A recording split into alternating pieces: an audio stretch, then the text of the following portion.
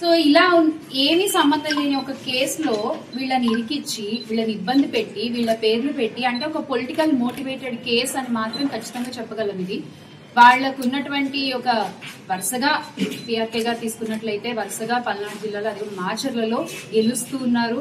చాలా ప్రజాదరణ కలిగినటువంటి నాయకులు మనందరికీ తెలుసు.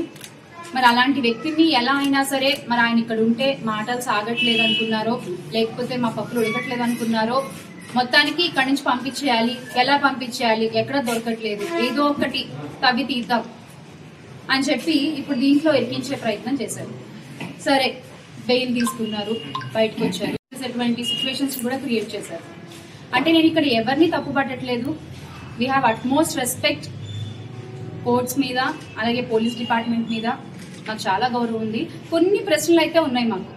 ఏదైతే పోలీస్ విచారణకి పిలిచినప్పుడు పిఆర్కే బ్రదర్స్ వెళ్ళారో వాళ్ళ విచారణ జరిగిన తర్వాత మేము అడిగిన ప్రశ్నలకి ఇదిగో మీరు ఇచ్చిన సమాధానాలు అని చెప్పి ఏదైతే పేపర్ వాళ్ళకి అందజేశారో పోలీసులు, వీళ్ళు ఆ పేపర్ ని కలెక్ట్ చేసుకున్నారు, ఇంటికి వచ్చారు.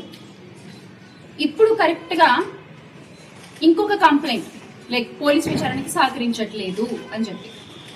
సో వెంటనే వీళ్ళు ఏం చేశారు, ఎందుకు సహకరించట్లేదు, ఇదిగో మేము వెళ్ళాము, మమ్మల్ని క్వశ్చన్స్ అడిగారు, ఇదిగో మేము ఆన్సర్స్ ఇచ్చామని చెప్పి పేపర్ అక్కడ పెట్టారు, కోర్టులో సబ్మిట్ చేశారు.